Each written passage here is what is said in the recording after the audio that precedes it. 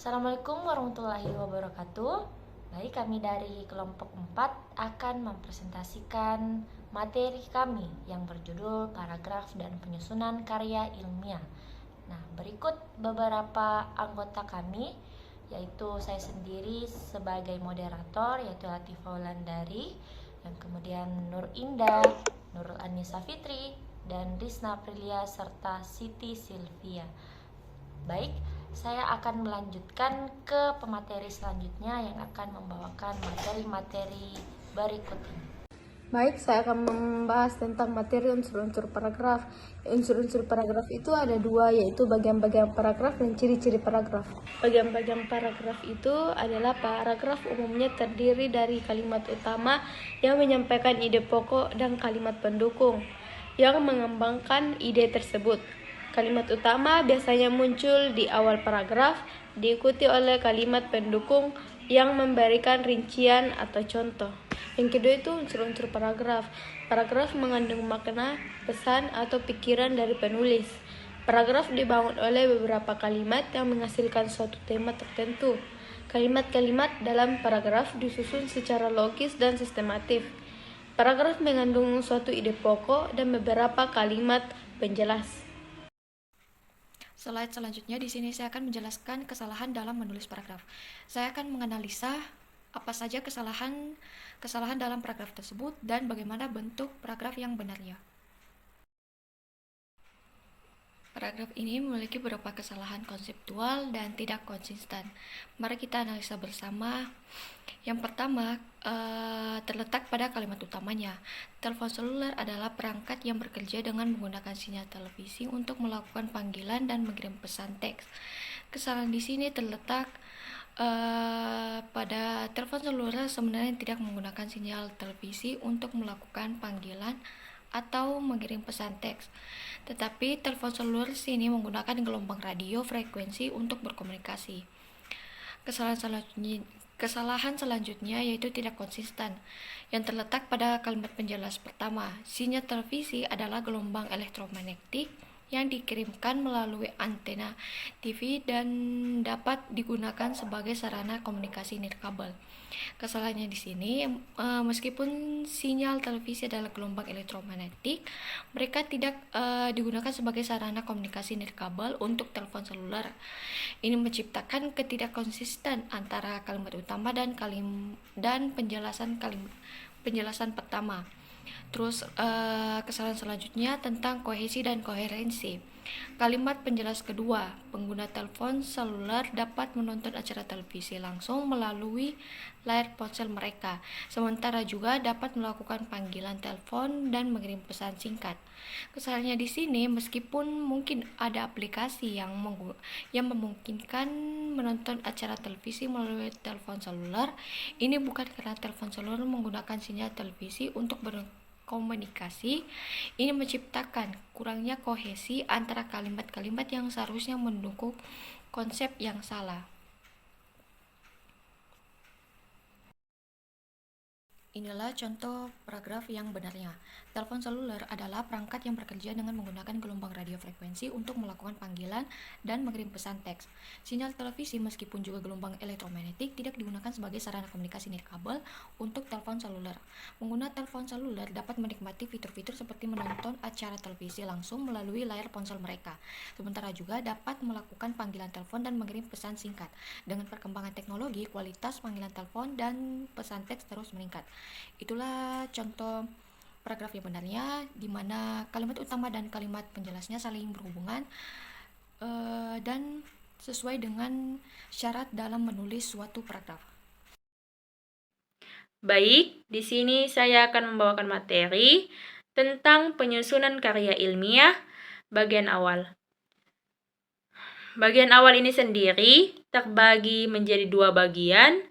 Yang pertama, bagian pelengkap pendahuluan, dan yang kedua, bab 1 pendahuluan. Bagian pelengkap pendahuluan ini terbagi menjadi dua bagian pula. Yang pertama, bagian pelengkap pendahuluan untuk proposal tugas akhir, dan yang kedua, bagian pelengkap pendahuluan untuk laporan tugas akhir.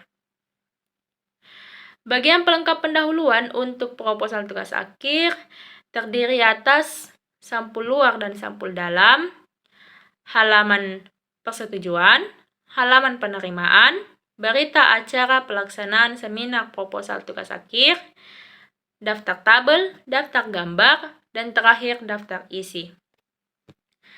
Sedangkan bagian pelengkap pendahuluan untuk laporan tugas akhir diantaranya terdiri atas sampul luar dan sampul dalam, halaman pengesahan, halaman penerimaan, kata pengantar, daftar isi, daftar tabel, daftar gambar, daftar simbol, daftar lampiran, surat pernyataan, dan terakhir ringkasan atau biasa kita sebut abstrak. Sekarang kita melangkah ke bab 1 pendahuluan. Bab 1 pendahuluan ini terbagi menjadi 5 bagian. Yang pertama, latar belakang. Latar belakang ini terdiri atas 3. Yang pertama, analisis situasi. Yang kedua, permasalahan kelompok sasaran. Dan yang ketiga, alasan atau bukti bahwa pentingnya masalah yang diangkat dan merupakan masalah yang berbeda dari kelompok lain yang telah ada. Dan yang kedua, ada rumusan masalah. Yang ketiga, ruang lingkup kegiatan. Yang keempat, tujuan kegiatan. Dan yang kelima dan terakhir, manfaat kegiatan. Baik, saya akan menjelaskan bagian utama dalam penulisan karya tulis ilmiah. Pada bagian utama, terdapat 4 bab, yaitu bab 1 pendahuluan, bab 2 tinjauan pustaka, bab 3 metode kegiatan, dan bab 4 hasil kegiatan. Pada bab pertama, yaitu pendahuluan, mencakup latar belakang, rumusan masalah, ruang lingkup kegiatan, dan tujuan kegiatan serta manfaat kegiatan. Namun, pada kesempatan kali ini saya hanya akan menjelaskan 3 bab saja, yaitu bab 2 tinjauan pustaka, bab 3 metode kegiatan, dan bab 4 hasil kegiatan. Pertama, pada bagian bab 2 tinjauan pustaka memuat teori, temuan atau pendapat yang relevan dan mendasari objek atau masalah yang dibahas. Eksistensi tujuan pustaka berfungsi untuk mempertajam masalah, mempelajari pendekatan-pendekatan yang telah dilakukan dan mencakup hal-hal yang telah dihasilkan oleh penulis sebelumnya, serta menghindari pengulangan kesalahan dan kelemahan yang tidak perlu. Substansi tujuan pustaka hendaknya dapat memberikan landasan ilmiah untuk mempertajam dalam menjawab permasalahan, metode yang dipilih, arah, dan ruang lingkup kegiatan. Selanjutnya adalah metode kegiatan.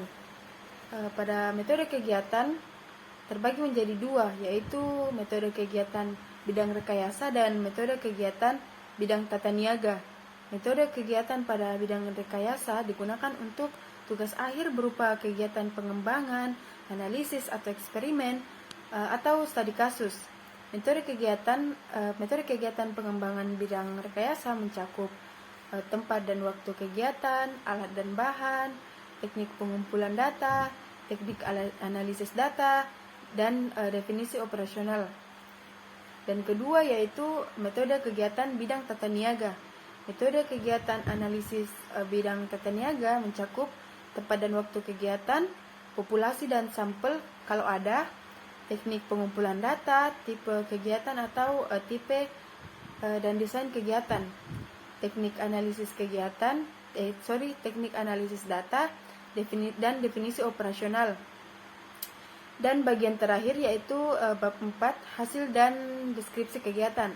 Pada bab ini disajikan 2 hal, yaitu hasil kegiatan berupa hasil pengukuran, hasil pengujian, atau hasil pengumpulan data, dan kedua deskripsi hasil kegiatan. Pada hasil kegiatan merupakan inti LTA karena pada bagian ini disajikan data dan informasi yang ditemukan dalam kegiatan tersebut yang akan digunakan sebagai dasar penyimpulan dan akan digunakan sebagai dasar penyimpulan. Hasil kegiatan dapat memuat data utama, data penunjang, dan pelengkap yang diperlukan. Dan deskripsi kegiatan diawali dengan mengemukakan cara mendapatkan data. Setelah itu dikemukakan apa atau berupa atau bagaimana hasil yang diperoleh. Baik, saya Latifah Wulandari akan melanjutkan materi yang terakhir, yaitu bagian penutup. Nah, bagian penutup ini terbagi menjadi dua, yaitu bagian bab 5 penutup serta bagian pelengkap. Nah, saya akan menjelaskan terlebih dahulu bagian penutup bab 5 ini. Nah, di bagian bab 5 penutup ini berisi dua, yaitu kesimpulan. Nah, di mana kesimpulan ini merupakan rangkuman dari hasil penelitian yang telah diteliti, dan yang kedua merupakan saran dan pesan.